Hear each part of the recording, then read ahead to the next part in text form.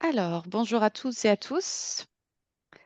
Voilà, on vous laisse le temps de vous connecter, quelques secondes, à ce webinaire. On vous souhaite la bienvenue, pour cette petite heure, qu'on va passer ensemble sur le thème de l'activité physique, et la santé mentale au travail. Alors voilà, je vous laisse vous connecter tranquillement. Il y aura pas mal de monde ce matin, avec nous.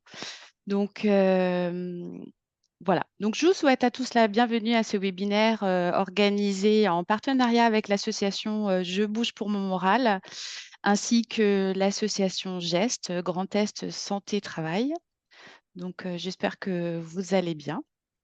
Donc, vous êtes nombreux à vous connecter ce matin, c'est ce que je vous disais. On vous remercie vraiment d'avance de l'intérêt que vous portez à ce sujet. Voilà, vous êtes un petit peu de partout en France. On vous accueille d'Alsace, du Grand Est, de la région parisienne. Vous êtes aussi beaucoup de la région grenobloise. Voilà, on vous accueille ce matin. Donc, j'espère que vous nous voyez bien, que vous nous entendez bien. Donc, on est dans un format webinaire, ce qui veut dire que on ne vous voit pas et on ne vous entend pas. On est dans un mode présentation. En revanche, vous pouvez, échanger avec nous, vous, si vous le souhaitez. Vous avez en bas de votre écran un module, «Discuter», qui est un chat, entre vous, hein, où vos échanges sont visibles de tout le monde. Et vous avez également en bas un module, questions-réponses qui du coup, là, vous permet de nous adresser, vos questions et il n'y aura que nous, les présentateurs qui verraient vos questions. Donc, je vous invite à utiliser le formulaire QR questions-réponses, pour nous adresser vos questions, si vous souhaitez qu'elles soient traitées, au cours de ce webinaire ou à la fin. Voilà. Alors, ce matin, pour présenter ce webinaire, je serai accompagnée de Clément Ginoux, qui est maître de conférences, en STAPS psychologie du sport et de la santé à l'université de Grenoble-Alpes, laboratoire Sens. Bonjour Clément. Bonjour. Bienvenue. Et je suis accompagnée aussi de Frédéric Leroy, qui est le fondateur de l'association Je bouge pour mon moral. Bonjour Frédéric. Bonjour Mélanie. Alors, je vous laisse la parole un petit peu juste pour nous présenter l'association. Oui, très rapidement. Alors bonjour à toutes et tous. Merci de nous rejoindre aujourd'hui pour ce webinaire. L'association Je bouge pour moral est une association qui aide les personnes en souffrance psychique à se rétablir grâce à l'activité physique. Elle a été fondée début 2022 et aujourd'hui on accompagne à peu près 1500 personnes chaque année dans le Grand Est, à Nancy, Metz, Strasbourg, Colmar, Mulhouse et Reims.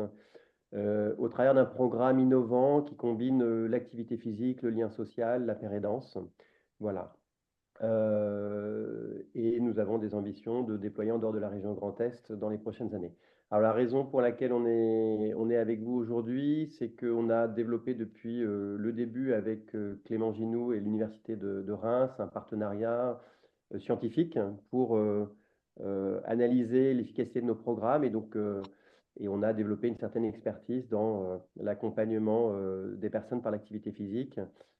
Et donc Clément a beaucoup de choses à vous partager là-dessus sur comment mettre l'activité physique au service de la santé mentale. Voilà.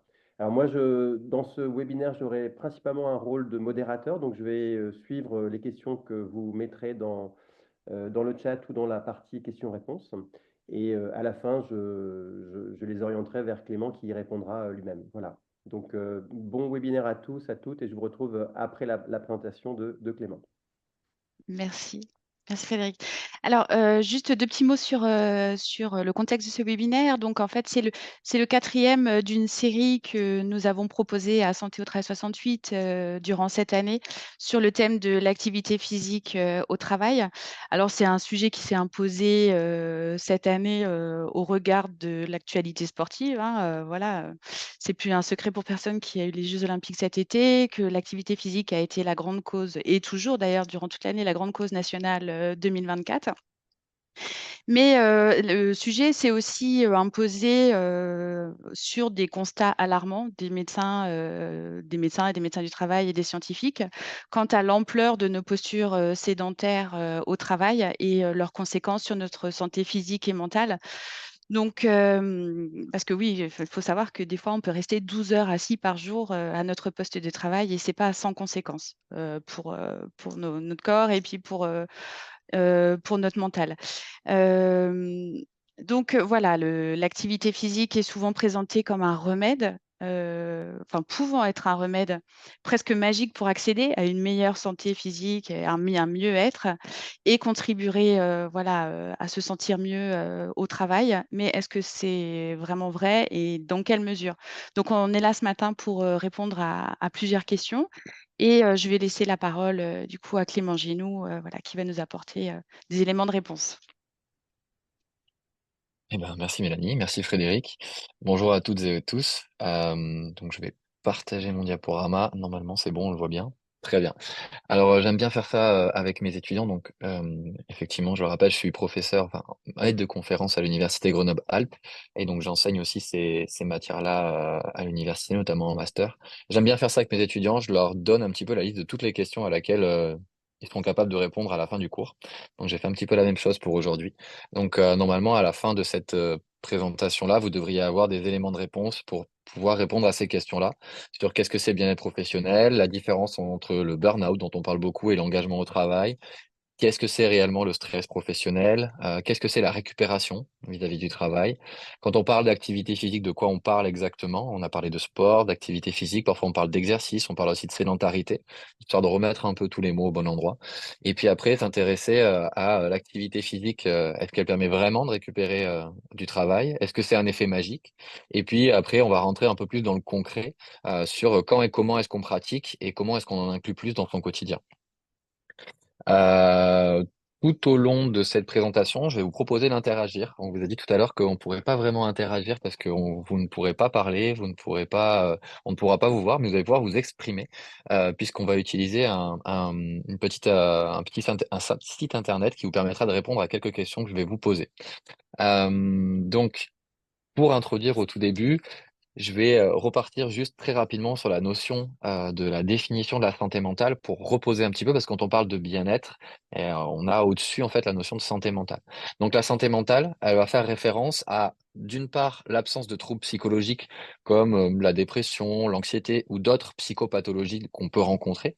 Elle n'est pas seulement finalement cette absence de pathologie qu'on va rencontrer dans les manuels de psychopathologie en psychiatrie, mais c'est aussi un état de bien-être qui va permettre à chacun de réaliser son potentiel, de faire face aux difficultés normales de la vie, de travailler avec succès de manière productive et d'apporter une contribution à la communauté. Donc ça, c'est la définition de l'Organisation mondiale de la santé en 2004, qui est très très large. Et donc nous, on va essayer de faire un focus sur la partie de droite, sur la partie du bien-être. Mais vous verrez qu'il est des fois en lien avec la partie de gauche, parce que finalement, le burn-out, lorsqu'il est poussé à l'extrême, ce processus ressemble à une psychopathologie. Et puis, on va essayer de préciser un petit peu plus dans le contexte professionnel. Alors, comment est-ce que vous allez pouvoir participer et interagir un petit peu? On va utiliser un site qui s'appelle WooClap, donc c'est totalement gratuit. Vous avez besoin de votre smartphone, votre ordinateur, peu importe. Si vous êtes sur un smartphone, vous pouvez flasher le QR code qui est présent ici. Ou si vous êtes sur un ordinateur, une tablette ou même sur un smartphone, vous pouvez aller sur Internet, taper WooClap, WOOCLAP. Et quand vous allez accéder sur le site web, vous allez avoir en haut une petite barre, alors des fois les bleus, des fois les jaunes, où vous allez pouvoir rentrer le code de l'événement. Et le code de l'événement que j'ai créé pour aujourd'hui, c'est ST68, Santé au travail 68 pour ceux qui l'auront compris. Et donc du coup, comme ça, on va pouvoir se poser quelques petites questions. Donc je vois déjà une quarantaine de personnes qui sont connectées, donc c'est que ça fonctionne très bien. Donc voilà. Je vais pouvoir lancer la première question. Alors vous inquiétez pas, ceux qui sont en train de le faire, elle restera affichée à l'écran pour vous, il n'y a pas de problème. Donc la première question, c'est si je vous dis bien-être au travail, à quel mot pensez-vous? Alors là, essayez de mettre des mots un par un. Euh, Hop, je vais les cacher pour l'instant. Essayez de mettre des mots un par un. Mettez pas des grandes phrases, mettez plein de mots-clés. Vous pouvez en mettre plusieurs, voter plusieurs fois normalement, de façon à ce qu'on ait un joli nuage de mots qui se forme et que j'ai un petit peu plus une idée des représentations qui majoritairement sont présentes chez vous.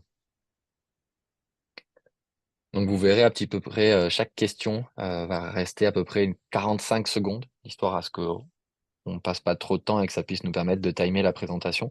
Mais pour la première, je vais vous laisser un petit peu plus de temps vu qu'il y en a certains qui sont en train de se connecter. Donc là, elle va s'arrêter. Hop, et je vous la redémarre.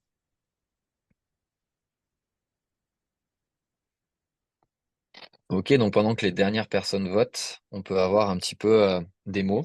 Alors, on a des idées d'ambiance, de sérénité, de bienveillance, de sens au travail, de communication, de reconnaissance, de satisfaction, d'équilibre, de respect. Ok, très bien, on va le bloquer là pour qu'il arrête de bouger.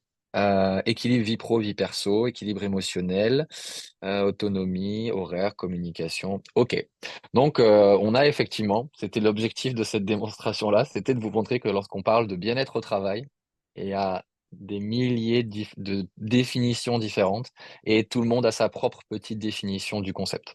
D'accord? Donc, on va essayer d'avancer un petit peu et j'espère qu'au fur et à mesure de la présentation, on aura une vision un peu plus précise et un peu plus commune de ce que c'est lorsqu'on parle de bien-être au travail.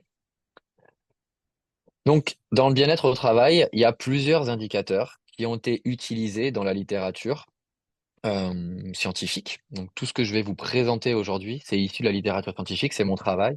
Et toutes les sources dont je vais parler, elles sont toutes inscrites en bas de mon diaporama. Et ce diaporama, il sera communiqué ensuite sur LinkedIn. J'enverrai le lien du coup à Santé au Travail 68 pour qu'ils puissent le relayer. Mon diapo, il sera complètement public et libre de droit. Donc du coup, on a finalement des indicateurs qui sont très utilisés pour parler du bien-être au travail. Et ceux qui sont le plus utilisés, qui ressortent le plus fréquemment dans la littérature scientifique, c'est le burn-out, qu'on appelle aussi épuisement professionnel. Et puis, on en a un autre dont on parle un petit peu moins, qui s'appelle la vigueur, mais où aussi on parle d'engagement professionnel, qui est différent de la motivation au travail. C'est un autre indicateur qui renvoie à d'autres mécanismes. Mais finalement, c'est ces deux indicateurs-là dont on va le plus parler aujourd'hui.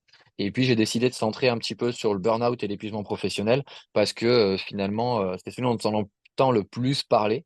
Et quand on va essayer de faire de la prévention pour limiter les risques d'épuisement professionnel, ben, finalement, les différents concepts qu'on a vus dans le nuage de mots juste avant, ben, ils vont aussi regrouper, ressortir. Donc, je vais vous reposer une deuxième question, normalement, si mon diaporama est pas trop mal fait. Euh, donc là, vous avez une autre question. Selon vous, quelles sont les caractéristiques du burn-out? C'est quoi le burn-out? Donc, toujours pareil, essayez de mettre des mots un par un. Donc, vous pouvez reprendre votre téléphone, la page va s'actualiser naturellement. Qu'est-ce qu'il y a derrière le concept de burn-out pour vous?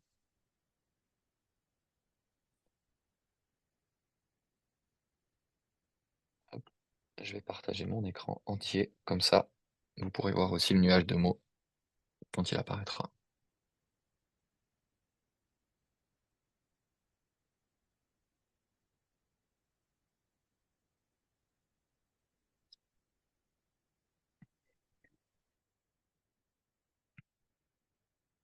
Ok, ça c'est encore quelques secondes. Ok, donc, pas de frustration si vous n'avez pas fini de marquer ce que vous vouliez. Il y a de grandes chances que les mots soient ressortis aussi. Donc, épuisement, ok, burn-out, c'est aussi l'épuisement professionnel. Donc, il y a cette notion d'épuisement. Ok, on est bien, j'ai bien introduit, j'ai bien teasé. Par contre, on a des notions qui ressortent. Le stress, la fatigue, la dépression, l'anxiété, la démotivation, la perte de sens, le trop-plein. On a des choses comme ça qui vont sortir un petit peu autour. D'accord? Et qui vont déborder. Si vous avez des questions que j'aborde pas dans la conférence, par exemple, là, je vois la notion d'ennui. La notion d'ennui, ça fait référence au concept du bore-out. N'hésitez pas à poser la question et si elle est likée par pas mal de personnes, Frédéric me la fera remonter et on pourra en discuter à la fin. Donc voilà un petit peu tout ce qu'on a. Alors, le burn-out. Le burn-out, si je vous donne quelques chiffres, en France, des chiffres fiables, j'essaie toujours de donner des chiffres fiables parce qu'il y a beaucoup de choses qui tournent sur les réseaux sociaux, dans les différentes entreprises, etc. Mais ma rigueur scientifique me dit que ce n'est pas acceptable.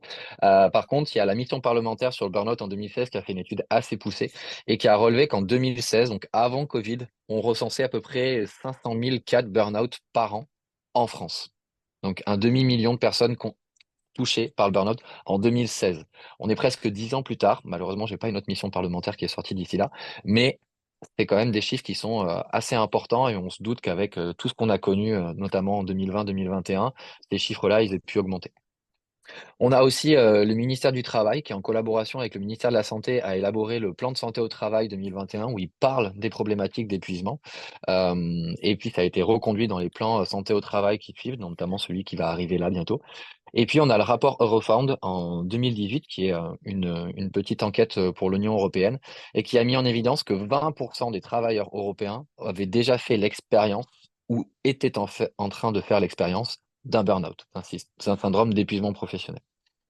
Ça, c'est des chiffres qu'on a. La difficulté d'avoir ces chiffres-là, c'est qu'en fait, la définition du burn-out, elle n'est pas encore très consensuelle dans la littérature et elle est encore mal diffusée dans on va dire, dans le monde professionnel.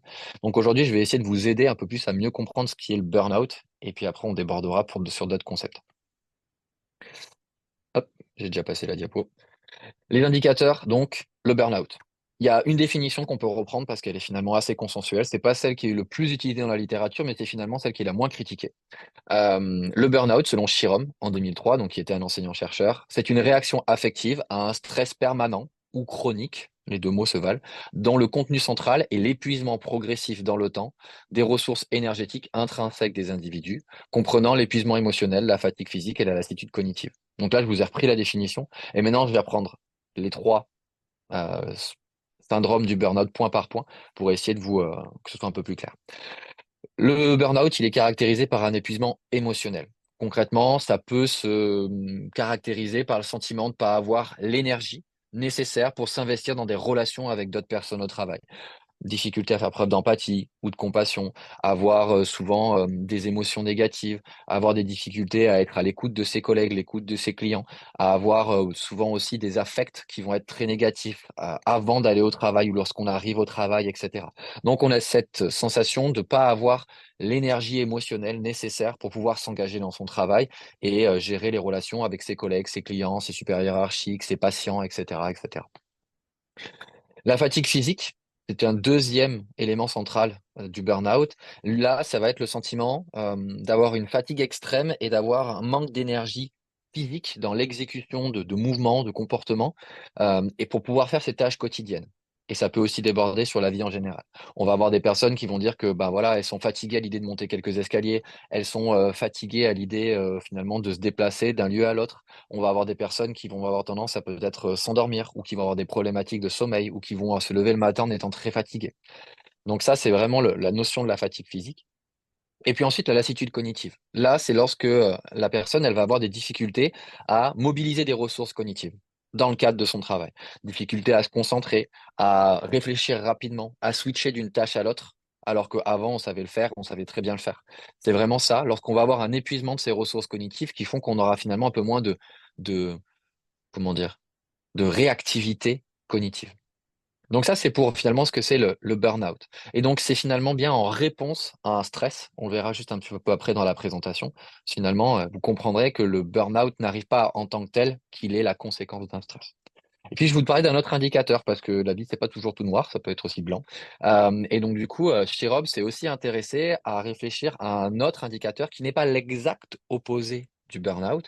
Les deux peuvent coexister en même temps, mais ce qu'il a démontré dans ses recherches, c'est quand l'un a tendance à diminuer, l'autre a tendance à augmenter.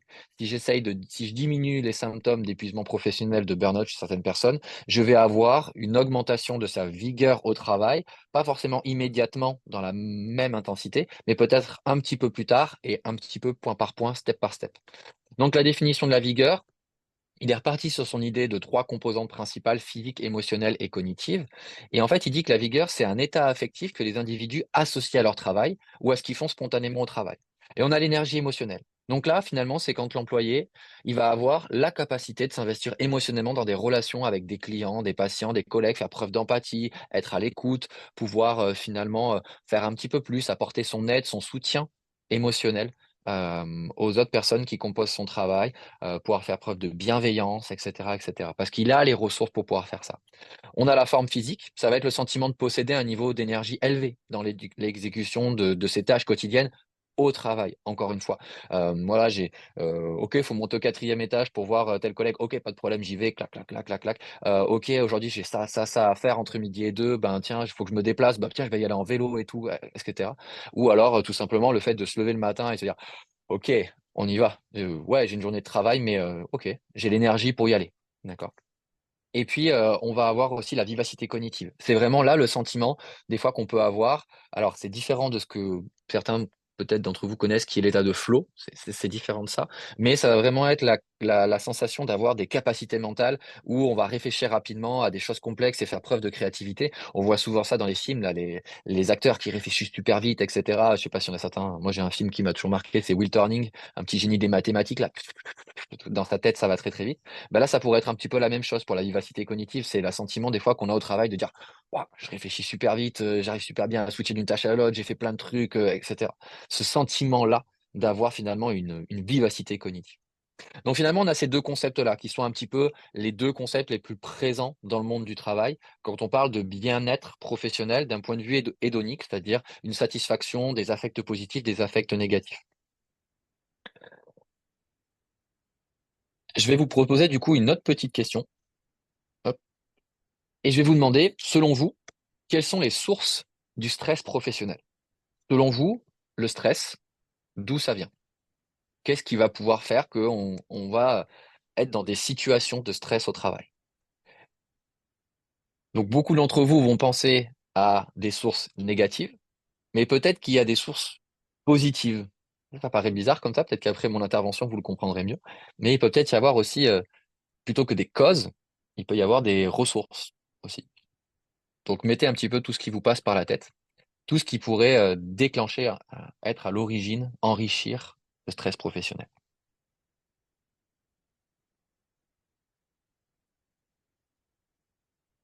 Je l'ai mis un peu tard, donc je vous laisse quelques secondes de plus.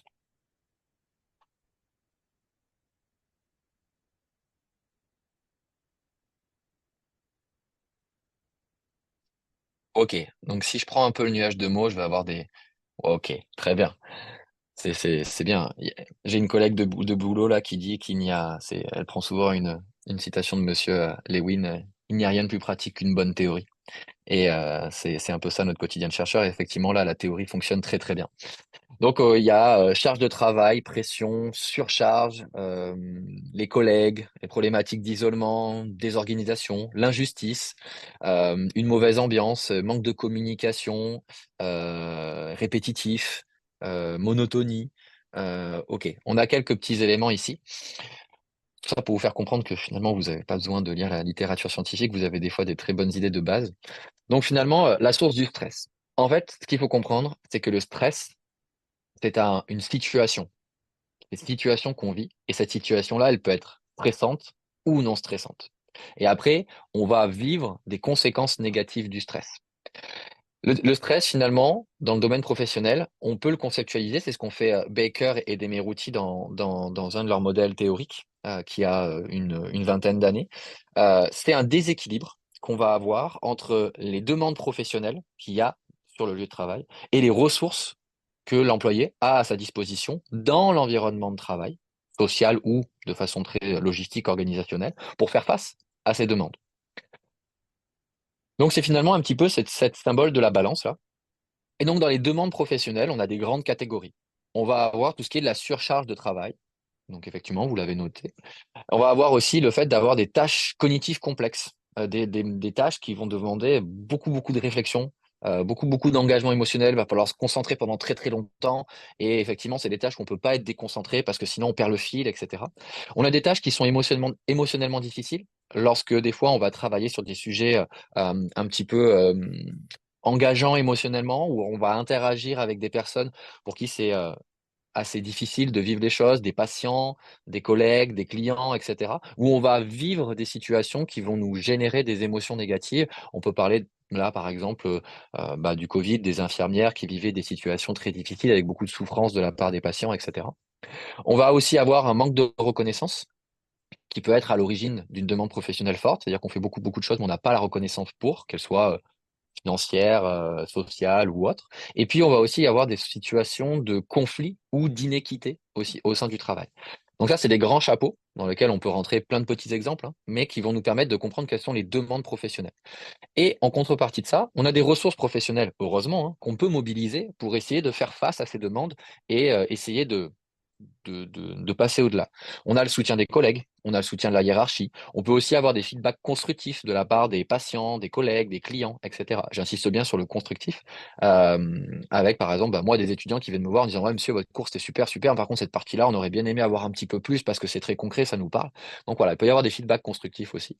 L'autonomie, la possibilité de choisir un petit peu dans quel ordre on fait les choses, qu'est-ce qu'on commence à faire, etc. À l'inverse de Charlie Chaplin et les temps modernes où il n'y a aucune autonomie, hein, c'est pas lui qui décide, c'est la machine en série. La variété des tâches, encore Charlie Chaplin, la même image. Et puis aussi des opportunités de développement. L'idée que mon travail peut me permettre d'apprendre de nouvelles choses, de développer de nouvelles compétences, sans forcément de monter dans la hiérarchie en responsabilité, mais de monter en compétences, d'apprendre de nouvelles choses, de maîtriser de nouveaux logiciels, etc., etc. Et donc finalement, dans une journée de travail, on va avoir au quotidien ça dans la balance. On a des demandes professionnelles et puis on a des ressources professionnelles auxquelles on peut faire face. Dans l'idéal, il faudrait que ce soit parfaitement équilibré et dans ce cas-là, tout irait bien, il n'y a pas de stress professionnel. C'est parfait. Maintenant, la littérature, elle a montré que lorsqu'il y a un léger déséquilibre où les demandes sont un peu plus fortes que les ressources, c'est des situations qui vont permettre le défi, qui vont permettre l'apprentissage et qui sont en tant que telles saines. On peut reprendre l'apprentissage scolaire. On vous mettait dans des situations où il fallait apprendre à lire une page entière. Alors, donc c'était une forte demande, mais on mettait des ressources en contrepartie. Et oui, ça demandait un petit peu d'effort, un petit peu d'investissement personnel, mais si c'était bien géré, ça pouvait bien se réaliser. Et l'idée, c'est que lorsqu'il y a un déséquilibre, l'employé, il va essayer d'investir des ressources énergétiques personnelles. Vous devinez lesquelles? Celles dont je vous ai parlé au tout début. Des ressources physiques, des ressources émotionnelles ou des ressources cognitives pour essayer de rééquilibrer la balance et de compenser peut-être un manque de ressources professionnelles. À court terme, c'est sain de compenser. C'est un processus normal d'apprentissage. D'accord? C'est lorsqu'on est confronté à une difficulté et qu'on n'a pas ce qu'il faut dans notre environnement et qu'on vient y rajouter une ressource physique, c'est-à-dire de l'engagement physique personnel, du temps. On va passer du temps à faire des choses, à essayer, ou à réfléchir, ou à essayer de s'engager émotionnellement dans quelque chose, qu'on va apprendre. Donc ça, c'est plutôt bon. Par contre, c'est lorsque c'est à peu près équilibré. La problématique qu'on a, c'est que sur le long terme, la surutilisation ou le surinvestissement de ces ressources, c'est problématique. Parce que l'employé, il va investir toutes ses ressources personnelles au travail et il va s'engager dans une récupération qui est potentiellement incomplète. Il va trop donner dans une situation professionnelle et il n'aura pas le temps de récupérer le soir, le week-end, pendant les vacances, on y reviendra un peu après, pour pouvoir revenir au travail dans une situation de récupération complète. Et donc là, c'est à ce moment-là qu'on rejoint la définition de Chirom que je vous ai présentée tout à l'heure, une réaction affective à un stress permanent ou chronique. C'est lorsque le stress professionnel, il est très important, c'est-à-dire que le déséquilibre entre les demandes et les ressources, il est très important, et que l'employé il doit investir beaucoup de ses ressources personnelles énergétiques, que, si ça dure dans le temps, on va avoir le début du processus d'épuisement professionnel.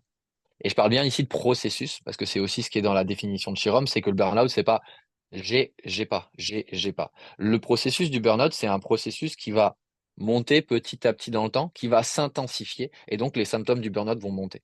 On a tous expérimenté des phases de surmenage. On a tous expérimenté des phases où effectivement on met pas mal de ressources énergétiques personnelles sur la balance pour pouvoir réaliser des tâches professionnelles. Elles peuvent durer une semaine, 2 semaines, 3 semaines. Mais à un moment donné, on a une possibilité de récupération, soit parce que les choses se calment, soit parce qu'on prend du repos, etc., etc. Et la problématique, c'est lorsque cette récupération-là n'est pas possible. Donc ça, c'est un petit peu mieux pour me comprendre la synergie entre stress professionnel et burn-out.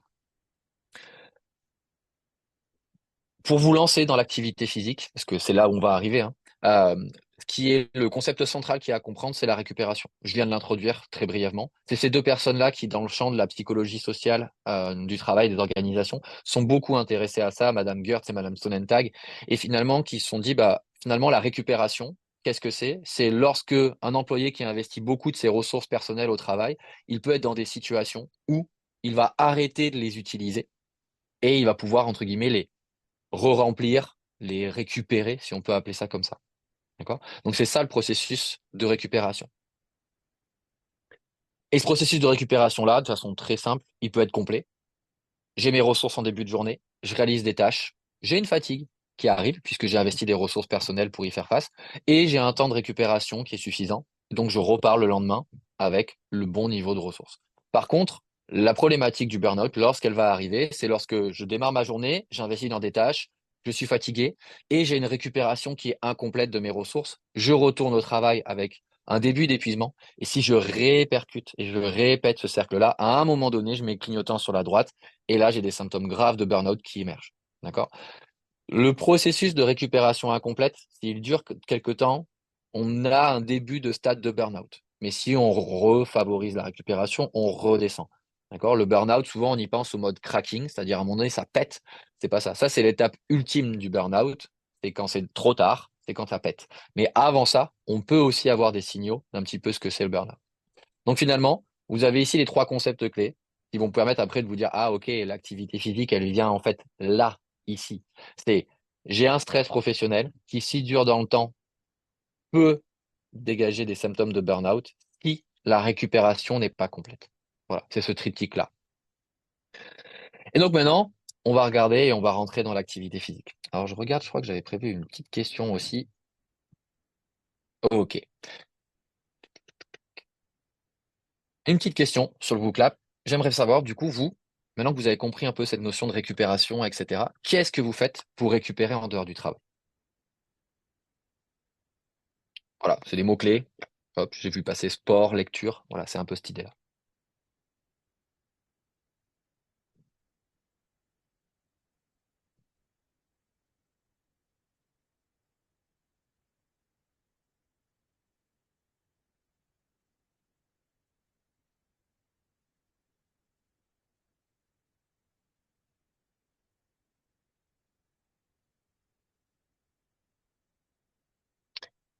Ok, on va voir un peu à quoi ressemble ce nuage de mots. Alors, vu que je vous ai teasé sur activité physique depuis tout à l'heure, je pense que c'est celui qui va sortir en plein milieu. Et oui, bien entendu. Ah, les biais cognitifs du cerveau, c'est génial. Donc, on a le sport, dormir. Ok, on pourra revenir sur la notion du sommeil dans la stratégie de récupération, c'est intéressant. La lecture, les amis, la détente, la marche, la musique, la famille, les jeux vidéo, le bricolage. Ok. Alors, ce nuage de mots, je le garde, parce que je vous le remettrai à la fin, et je vous dis pas, mais vous verrez qu'il sera utile. Ok, très bien. Je reviens à mon... Là, j'ai une diapo à vous montrer, deux diapos. Tout à l'heure, j'ai dit que quand on parlait d'activité physique, là, le premier mot qui est sorti, c'est sport. Alors, bon, on va dire que c'est le poste JO qui s'exprime là. Mais finalement, est-ce que faut vraiment faire du sport pour avoir des effets bénéfiques pour le bien-être professionnel? Eh ben, ça amène à redéfinir un petit peu qu'est-ce que c'est l'activité physique. Et en fait, on a trois mots dans le langage courant en français qui viennent s'entrechoquer. On les utilise de façon un petit peu n'importe où, n'importe quand. Voilà. Et en fait, ils veulent vraiment dire quelque chose chacun. La première notion, c'est l'exercice. D'accord? Pourquoi je commence par celui-là? Parce qu'en fait, les Anglais, et je suis pas très fort en anglais, mais j'aime beaucoup le côté straight to the point de l'anglais, c'est que les Anglais, ils ont un mot, c'est exercise. Et le mot exercise qu'ils utilisent, il va très, très, très, très, très bien définir ce que j'aimerais que vous reteniez de la conférence d'aujourd'hui. En France, nous, on utilise le mot exercice. Quand on parle à exercice, on me dit, bah, tiens, je vais faire un exercice. Bah, voilà, faire la corde à sauter, c'est un exercice en tant que tel. Puis hop, je passe à un autre exercice et puis je fais des pompes. Mais en fait, on confond atelier et exercice. L'exercice, c'est finalement, au sens de faire de l'exercice, c'est lorsqu'on va pratiquer des exercices physiques de façon structurée, répétitive, planifiée, avec l'intention d'améliorer une ou plusieurs de nos compétences ou capacités. D'accord? Je vais courir tous les lundis, tous les mercredis et tous les samedis pour pouvoir m'améliorer physiquement et pour pouvoir peut-être euh, faire une course caritative, m'inscrire à un marathon et faire une course avec un de mes enfants, etc., etc. D'accord? C'est vraiment cette notion-là. C'est répétitif, c'est planifié, c'est structuré et c'est dans un objectif de développement. On a le sport dont vous m'avez beaucoup parlé. Alors le sport, il faut savoir que c'est un ensemble d'exercices physiques où l'on doit respecter des règles, et qui peuvent être orientés vers une pratique de compétition et qui sont régis sous l'égide d'une fédération. D'accord? C'est ça la définition du sport en France. Donc, finalement, si comme moi vous faites du football en club, dans un club de la Fédération française de football, vous faites du sport, vous pratiquez un sport. D'accord? Mais si vous allez faire de la course à pied de temps en temps, etc., vous faites de l'exercice physique. Il n'y a rien de dénigrant à ça. C'est juste que c'est le bon mot. Quand vous allez faire de la course à pied, on ne vous dit pas c'est tant de mètres par seconde, kilomètres par minute, c'est tel parcours, c'est telle intensité, etc. Tu n'as pas le droit de te ravitailler. Non, non, voilà, c'est une pratique délibérée. Et puis on a l'activité physique.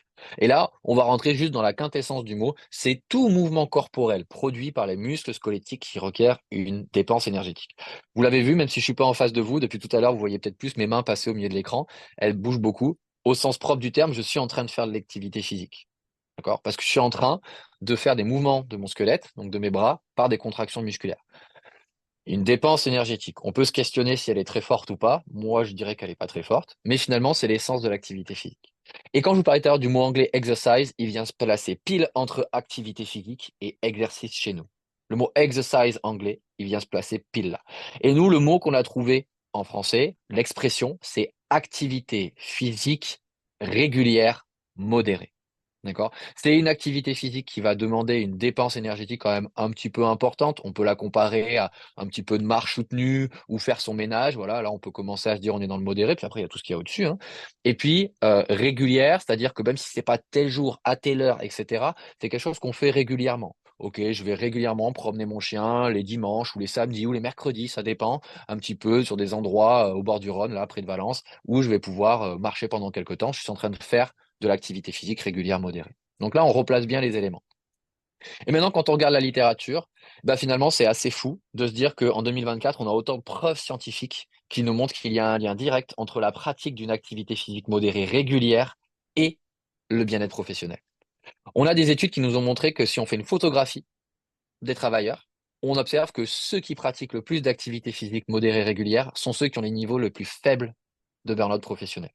Et puis, on peut regarder aussi dans la même journée. On s'intéresse finalement aux gens et on regarde ce qu'ils ont fait entre midi et deux. Et ben en fait, ils ont une petite récupération. Ils ont leurs symptômes d'épuisement qui vont diminuer entre le matin et l'après-midi s'ils vont s'engager dans une activité physique entre midi et deux.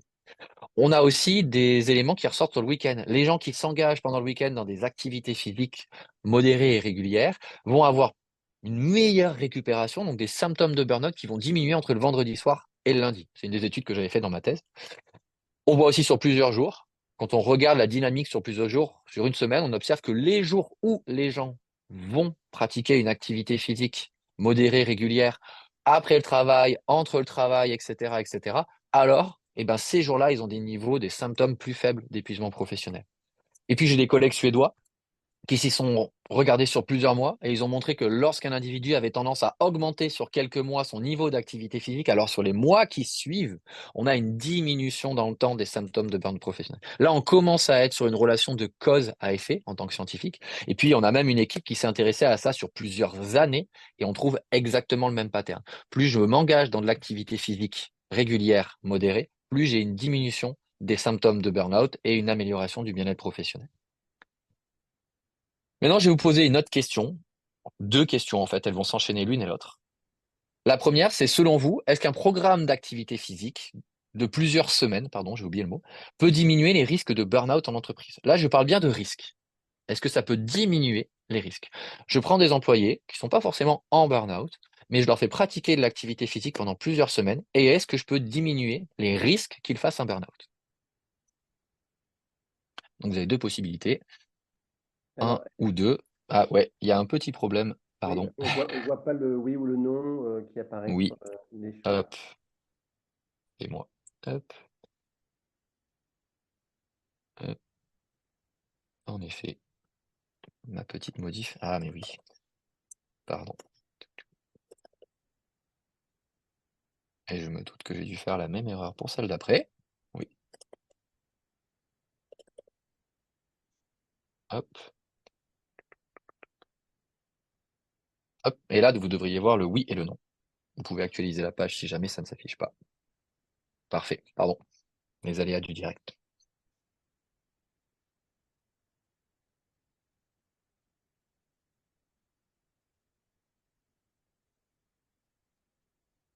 De plusieurs semaines ou plusieurs jours? Qu'est-ce qui était dans la question? Plusieurs semaines.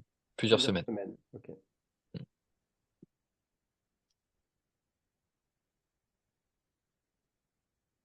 Pour celles et ceux pour qui ça marche pas, vous pouvez actualiser. Normalement, sur votre téléphone, ça va recharger.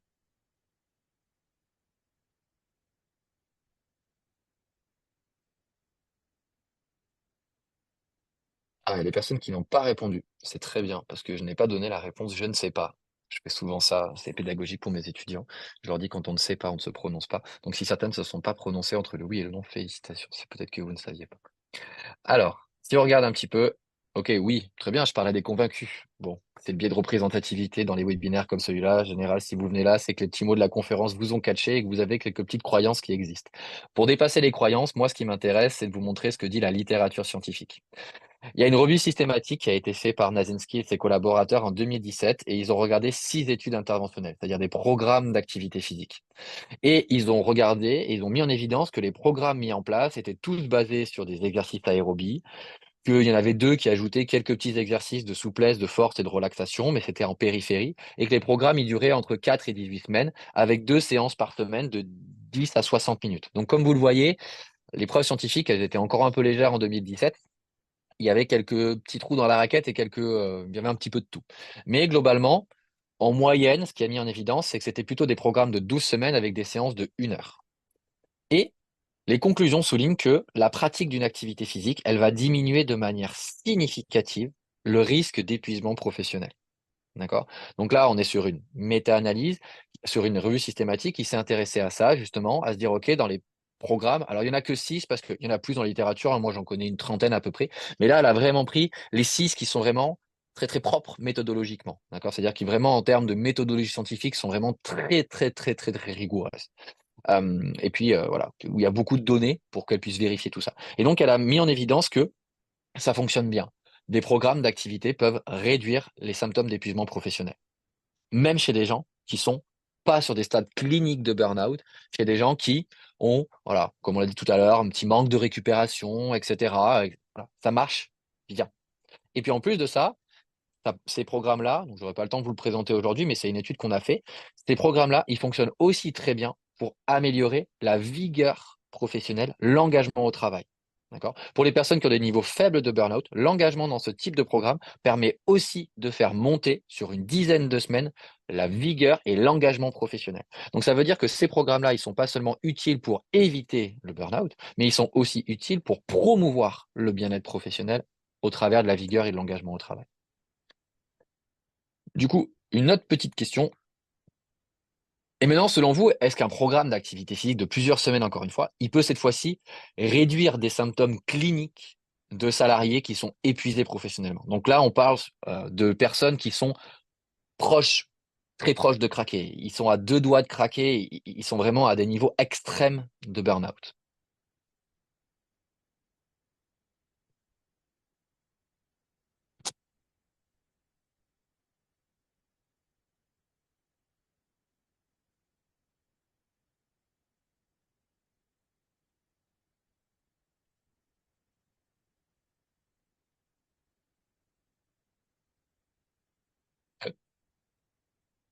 Ok, bon, vous avez anticipé.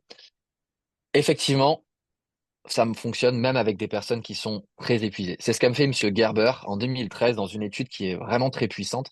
Il a fait ce qu'on appelle une étude pilote. En science, c'est un truc qu'on fait un petit peu pour voir ce que ça donne en termes d'organisation, voir si ça va se faire. Il faut avoir quelques premières preuves avant de lancer un truc très costaud qui, lui, normalement, avec plus de monde, aura plus de stabilité et de puissance. Il a fait, du coup, il a pris 12 employés qui avaient des niveaux cliniques de burn-out, donc très très très hauts, mais qui continuaient leur activité professionnelle. Et il leur a proposé des séances d'activité physique aérobie 3 fois par semaine avec une intensité minimale individualisée. Donc, c'est-à-dire qu'il a individualisé l'intensité de pratique par rapport aux capacités des personnes. Et ce programme a duré 12 semaines dans une salle de sport à proximité immédiate du lieu de travail pour que ce soit plus facile en termes de commodité. Les principales conclusions sont que l'augmentation de l'exercice physique réduit les symptômes d'épuisement professionnel chez ces personnes-là et la puissance de l'intervention est très très forte. D'accord? Il a ici un indicateur statistique qui est un D de Cohen qui est de 1,84. C'est extrêmement puissant. D'accord? Là, on parle globalement sur 12 personnes, si je ne dis pas de bêtises, il y en a 8 qui sont passées en dessous des seuils de niveau clinique de burn-out. Donc, on a vraiment un effet très puissant de l'activité physique, à la fois en termes de prévention, c'est la diapositive que je vous ai montrée avant, et là aussi en termes d'effet thérapeutique.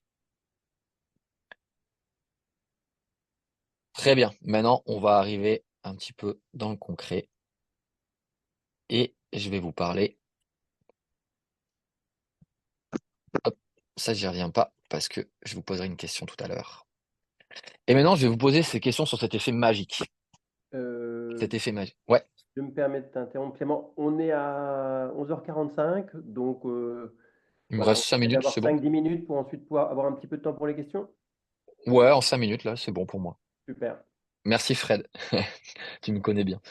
Donc du coup, je vais vous présenter du coup un petit peu la conclusion qui est de dire bah finalement, ok, comment est-ce que ça fonctionne? Parce que ok, là, Clément, tu nous montres que ça marche, mais comment est-ce que ça marche? Et en fait, ce comment est-ce que ça marche, il va vous aider très concrètement à vous dire, ok, comment je peux mettre plus d'activité physique dans mon quotidien?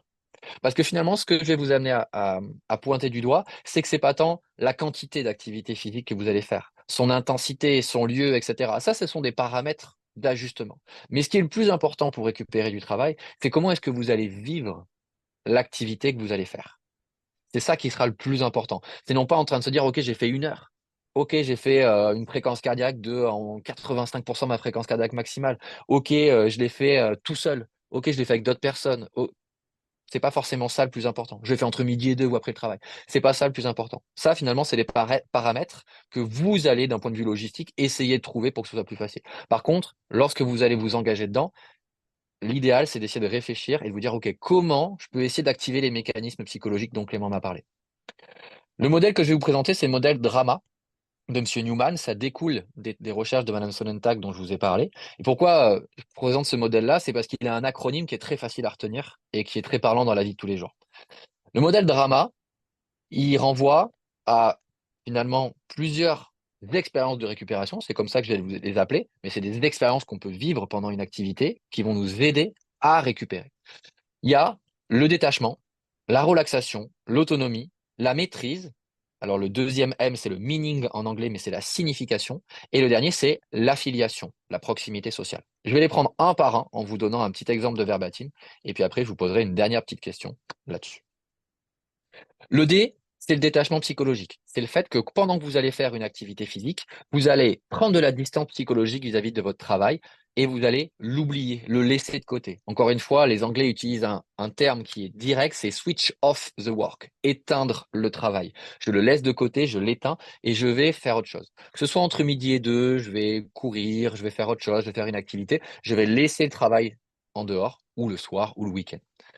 On a aussi la relaxation. C'est l'idée qu'on a une faible activation du système nerveux sympathique qui va permettre une sorte de détente à la fois physique et psychologique. Je vous donne un exemple très simple.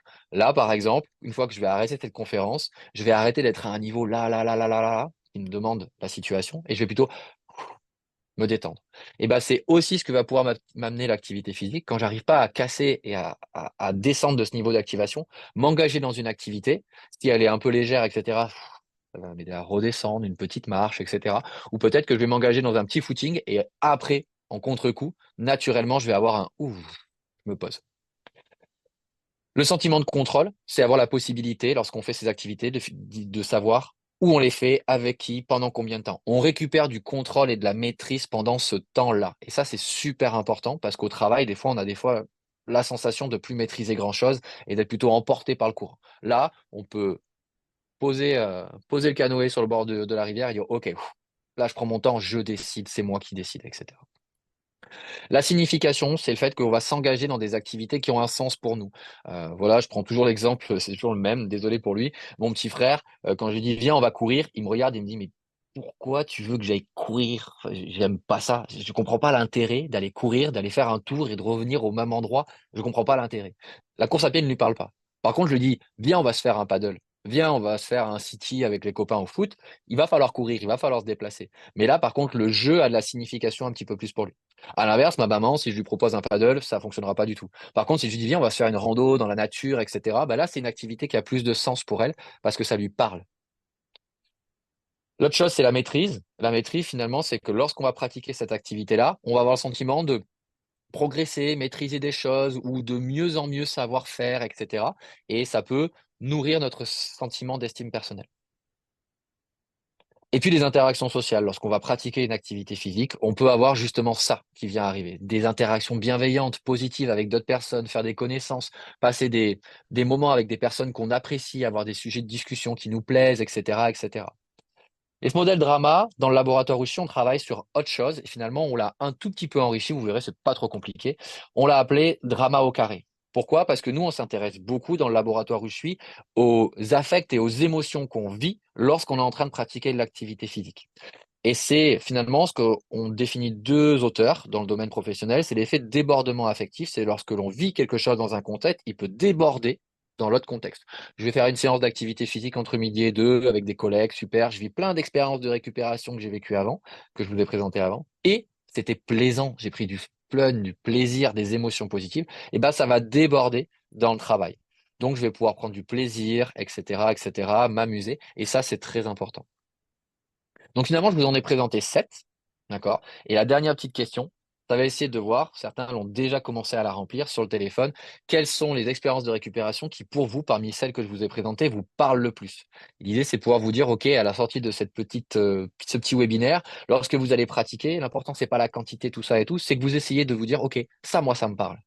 Ça, moi, ça me parle. Et ben, je vais essayer d'aller pratiquer une activité qui va me permettre de me détacher, de me relâcher, de maîtriser, etc., etc. On peut en avoir plusieurs. Je ne cherchez pas à récupérer les 7 en même temps, du moins dans un premier temps, parce que c'est un petit peu complexe. Mais essayez peut-être aussi de en dire, OK, je vais essayer aujourd'hui de plus faire ça, ou de plus faire ci, etc. Donc, si je regarde un peu, on a le détachement psychologique qui arrive en tête. OK, très bien. Vous êtes, encore une fois, très en avance sur la littérature scientifique, puisque dans la littérature scientifique, c'est un petit peu celui qui est mis en évidence comme le plus important, le primordial. Avant de pouvoir vivre le reste, il faut se détacher du travail. Et puis après, derrière, c'est à vous de composer en fonction de ce qui vous parle le plus. Moi, par exemple, c'est la maîtrise. Je pratiquais une activité physique où non, ça me parle pas. Moi, il faut que j'apprenne, que je maîtrise, que je m'améliore parce que j'aime ça. Voilà. Donc j'espère que je vous aurai donné un petit peu quelques clés ici. Alors je ne vais pas vous faire un petit programme détaillé d'activité physique en vous disant il faut faire ça, tant de pompes par jour, etc. Ce n'était pas le but aujourd'hui. C'était plus de vous donner des clés un petit peu plus personnelles, individualisées, en vous disant finalement, OK, dans ma prochaine séance d'activité physique ou lorsque j'aurai envie peut-être juste de partir marcher, bah, l'important c'est de peut-être pour moi de ne pas penser au travail, que ça ait du sens, que je le fasse avec quelqu'un à qui je puisse discuter, etc., etc. Fred, je crois que je suis good. Super, ben merci beaucoup Clément. Donc on arrive un petit peu au bout de cette explication scientifique très claire, très détaillée. Moi j'apprends plein de choses à chaque fois. Merci Clément. Alors on a reçu différentes questions. Ouais, Alors moi je vais commencer par des questions un peu poil à gratter qui sont intéressantes, hein. Euh, Est-il possible qu'en ajoutant de l'activité physique en plus de la journée de travail, elle augmente la fatigue chez les individus? C'est un peu la question de est-ce que excellent. finalement ça serait pas plutôt délétère comme effet que positif? Excellent, c'est génial. Et ben, il y a une étude scientifique qui est sortie il y a 2 mois, et qui a très clairement testé ça. C'est une des choses qu'on avait essayé de tester dans ma thèse, mais les aléas méthodologiques fait qu'on n'avait pas assez de puissance, etc. Mais là, il y a une étude qui est sortie et je me suis régalé en la lisant. Et en fait, elle montre ça. Elle montre que lorsque vous avez une énorme journée ou une énorme semaine, n'allez pas vous forcer à faire de l'activité physique, etc. Au contraire, là, il va plutôt falloir investir d'autres activités qui vont peut-être permettre une relaxation, permettre un détachement. Tout à l'heure, on avait la lecture, on avait passé du temps avec les amis, etc., dans le nuage de mots. Et ben, c'est peut-être ces activités-là qu'il va falloir aller investir à ces moments-là. Et un peu moins les activités physiques. Donc, effectivement, ça, c'est à bon point d'aller regarder un petit peu pour ça. Donc là, la lecture, la détente, les amis, la sortie, la TV, voilà, la musique, le repos, c'est des très très bonnes idées. Donc effectivement, lorsque vous êtes fracassé après une journée de travail, ne vous forcez pas à mettre vos baskets et à faire je sais pas quoi. J'ai essayé de le faire il y a une semaine. Bah, résultat, au foot, je suis arrivé, j'ai fait 10 minutes, je me suis tordu le genou et puis je suis rentré à la maison. Voilà, donc même les chercheurs ne sont pas les meilleurs applicateurs de leur théorie, mais si ça peut vous servir, tant mieux. Alors j'imagine que c'est un équilibre difficile à trouver entre je suis fatigué donc je fais pas d'activité physique, mais si c'est pas, on est fatigué parce qu'on est épuisé, il y a un moment, il faut commencer. Alors, ce que tu as répondu fait le lien avec une autre question, hein. Que dire à des salariés du secteur, par exemple, entretien ou espace vert, qui ont déjà une forte activité physique dans leur journée, mais qui sont malgré tout fatigués, épuisés de toute cette activité physique et des contraintes du métier? Comment peut-on les accompagner quand ils disent qu'ils sont trop fatigués en rentrant le soir et que le week-end, il se repose, pas l'envie de faire autre chose. Voilà. Super intéressant. Et ben justement, c'est des sujets de recherche qu'on essaye de développer. C'est des questions qu'on a en suspens. On cherche à faire des thèses CIFRE, c'est-à-dire des contrats de collaboration avec des entreprises sur la recherche, un laboratoire qui développe cette question-là avec un doctorant, et ce doctorant qui en même temps est engagé dans l'entreprise. Et c'est vraiment très intéressant les thèses CIFRE. On essaie de développer ça. Et ça, c'est une des questions qu'on se pose, c'est se dire selon la typologie des métiers, qu'est-ce qu'on propose comme activité pour récupérer. Et en fait, quand on réfléchit à des activités physiques, on pourrait aussi reprendre un petit peu les termes que je vous ai donnés tout à l'heure sur physique, émotionnel et cognitif. On a des activités qui sont très physiques en soi, vraiment extrêmement exténuantes. On en a d'autres qui vont être émotionnellement plus ludiques, plus fun, mais qui vont peut-être avoir une composante physique un peu moins importante. Et puis on en a certaines qui, Frédéric a initié la marche nordique, au début sont un peu plus cognitives. Voilà, au début, quand on veut marcher avec des bâtons, on fait un peu des nœuds à son cerveau. Et ben finalement, elles vont être moins physiques, elles vont être moins fun, etc., émotionnellement engageantes avec d'autres personnes, mais cognitivement, elles vont pouvoir engager. Et ben en fait, peut-être que ces personnes-là qui ont alors, il y a 2 études scientifiques qui ont montré que c'était une très mauvaise idée de proposer de l'activité physique supplémentaire à des personnes qui ont déjà un haut niveau d'engagement physique dans leur travail. Donc, si vous ne le faites pas, rassurez-vous, c'est très à bon point et c'est une très bonne idée. Ne les forcez pas. Par contre, s'engager dans d'autres activités. D'accord? Alors, si on reste juste sur la sphère activité physique, on peut rentrer sur tout ce qui va être les étirements, le stretching, on peut rentrer sur le yoga, on peut rentrer sur des petites activités fun, le ping-pong par exemple, qui va être une activité très ludique à pratiquer, etc. Tout ça et tout sur des activités qui vont moins demander d'efforts physiques, mais qui vont pouvoir engager les gens dans des expériences de récupération, se détacher, maîtriser, etc., etc. Et puis, on peut aussi complètement aller investir d'autres activités. Pourquoi ne pas organiser d'autres activités sociales qui vont peut-être être, je sais pas, une sortie culturelle ensemble à un moment donné dans la semaine. Peut-être que ça peut être aussi des temps d'échange, un after work, etc., etc. Voilà, ça fonctionne aussi très bien. Les activités sociales, les activités de moindre effort, les activités physiques et les activités qu'on va appeler plutôt de hobby, faire une chorale, chanter, écouter de la musique, dessiner, peindre, etc. Ça fonctionne aussi très bien. Super, merci beaucoup Clément.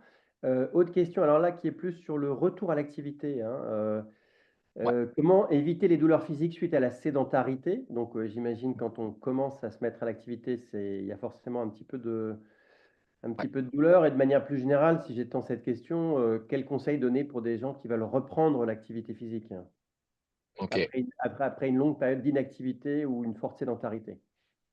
ok. 2 mots, tranquille et bienveillance. D'accord? Ouais, je suis bien placé pour le savoir. Je me suis fait le ménisques croisés il y a pas très longtemps. Bah ouais, j'avais envie de reprendre direct le foot, mais c'est pas possible. On peut pas retrouver le niveau qu'on avait avant, etc. Donc, faut être tranquille, faut prendre le temps. Faut accepter que ça prenne du temps, que même si avant on avait pratiqué de l'activité physique, ouais, j'ai déjà fait un marathon et aujourd'hui je suis pas content, je me trouve un peu comme un mollusque, etc. Bah, c'est pas demain qu'on va redevenir un marathonien comme ça. Il faut prendre le temps. Ça prend du temps. D'accord? Donc ça, c'est la première chose. Donc être tranquille et être bienveillant. Être bienveillant, c'est aussi être bienveillant envers soi-même. Accepter les rechutes, accepter que t'es pas quelque chose comme ça. On le voit toujours quelque chose comme ça. Le retour à l'activité physique, non, le retour à l'activité physique, c'est des hauts, des gros bas, des hauts, etc. Donc, il faut être bienveillant avec soi-même et c'est OK, comme on disait tout à l'heure, après une grosse journée, si OK. Ce qui peut nous aider, c'est des petites techniques de planification dans l'emploi du temps. Planifier des dates, des séances, y aller avec d'autres personnes. Ça motive aussi parce qu'on peut facilement supprimer une petite séance dans l'emploi du temps. Quand on a dit à 3 copains qu'on venait, dire finalement j'ai la flemme, je viens pas, c'est un peu plus socialement touchy. Voilà. Puis en plus, des fois, on peut avoir des collègues qui nous disent allez, viens, on fait un truc tranquille, etc. Voilà. Moi, par exemple, quand je me suis remis de mon genou, j'avais un super copain qui fait des triathlons, des Ironman, tout ça et tout, et qui m'avait dit bah, viens faire du vélo avec moi. Il était fou. Il m'a dit non, mais j'ai des séances récup dans la semaine. C'est-à-dire des séances où je vais juste pédaler pour faire rouler les jambes, mais il n'y a pas d'intensité, il n'y a pas de difficulté.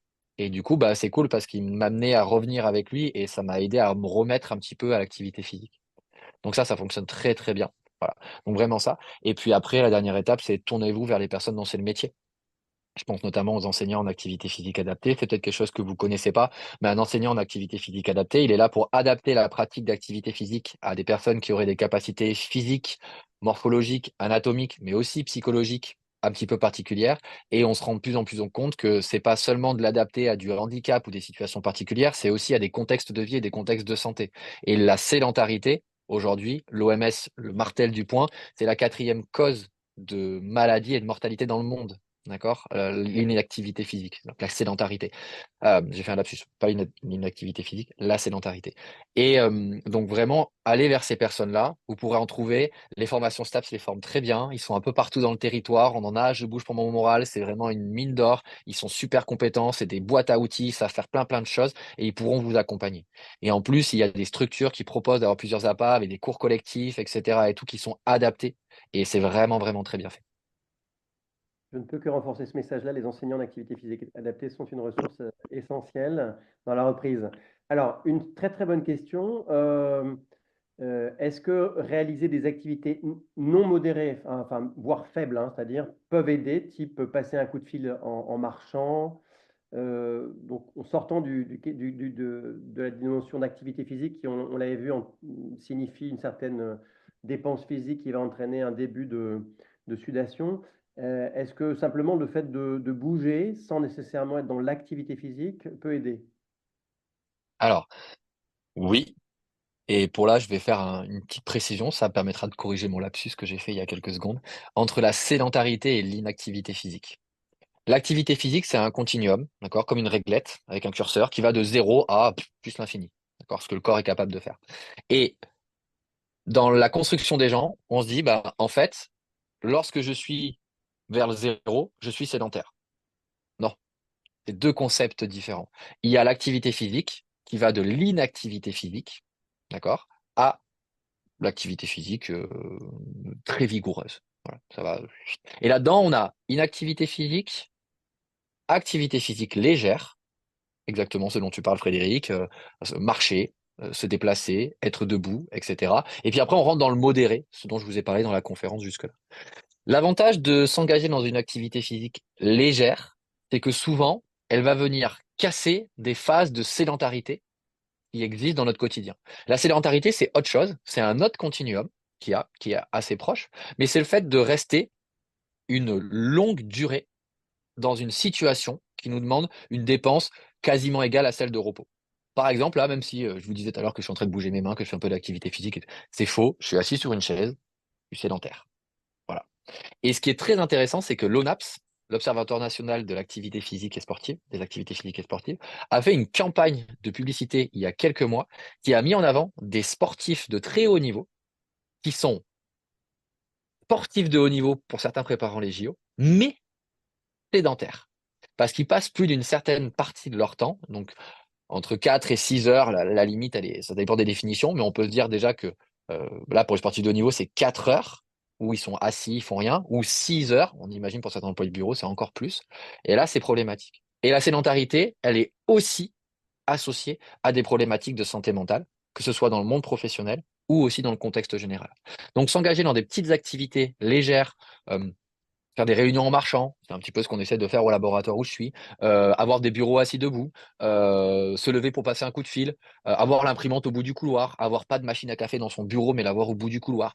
On perd 5 minutes au grand max, mais on gagne beaucoup d'années de vie.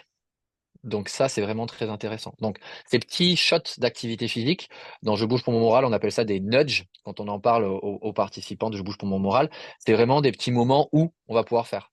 Moi, voilà, ma petite facétie, c'est le matin quand mon café il coule, j'ai un berger allemand, et ben il a un jouet, et en fait il sait que quand il entend le bruit de la machine à café, il vient et on joue à tirer à la corde, et moi je me mets sur une jambe. Et bah c'est bête, mais je fais un petit peu d'activité physique légère, mais ça m'évite d'être assis en train d'attendre.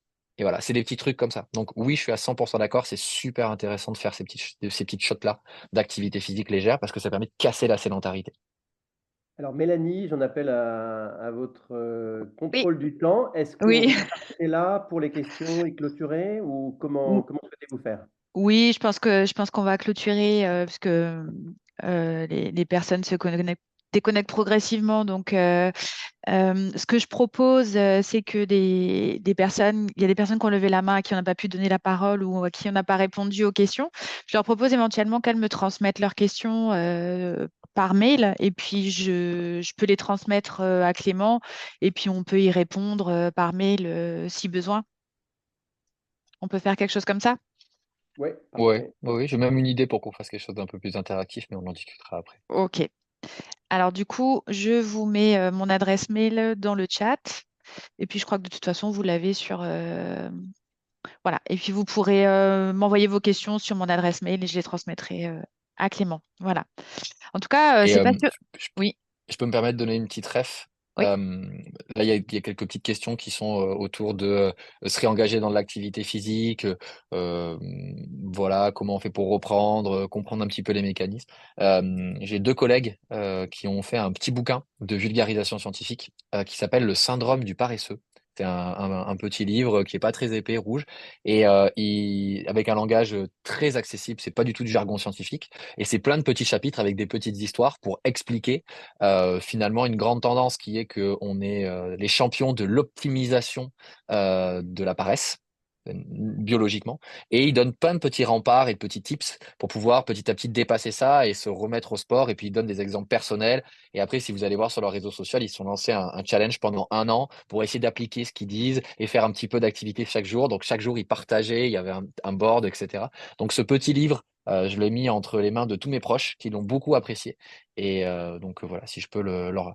Je Mhm. fais pas de la pub, hein, j'ai pas d'action. À part quelques fois quand je leur dis que j'ai offert un livre, ils me payent une bière. Mais voilà, ça s'arrête là. On redemande le titre du livre sur le chat. Comment s'appelle-t-il? Le syndrome du paresseux. Je vais l'écrire dans le chat.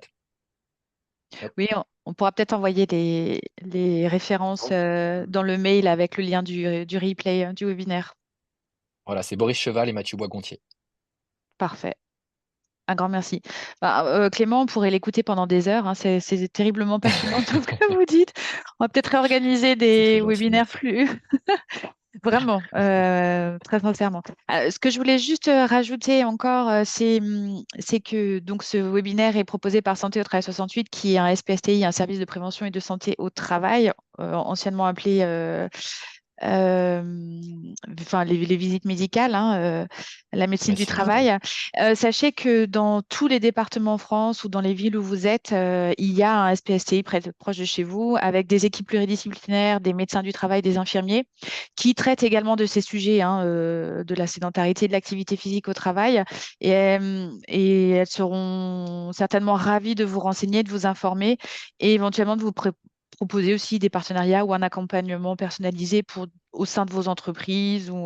Voilà, donc n'hésitez pas à les contacter aussi dans ce sens-là. On va s'arrêter ici. Je pense que ce webinaire touche à sa fin. On va arrêter le partage d'écran, Clément.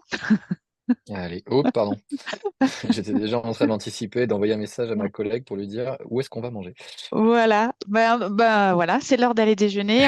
On a terminé, il est midi 10, c'est pas grave, on a dépassé 10 minutes. En tout cas, un grand merci Clément Ginoux, un grand merci Frédéric Leroy de votre accompagnement et de vos riches interventions sur ce webinaire. Je pense que à l'unanimité, tout le monde a trouvé ça très intéressant. Merci. Et puis le webinaire donc, sera en ligne sur notre site internet santéautravail68.fr qui est écrit derrière moi là, de l'autre côté. Certainement d'ici demain. Voilà, donc, et peut-être le support. Je ne sais pas si le support sera également accessible. On verra. Voilà. Merci à tous. Excellente journée. Et puis bon ben sans oublier de s'activer et puis d'avoir l'activité physique qui nous convient à chacun. Buvez votre café en marchant, c'est génial. Merci à tous et excellente fin de Bonne journée journée à alors, hein. toutes et tous. Au revoir. Au revoir.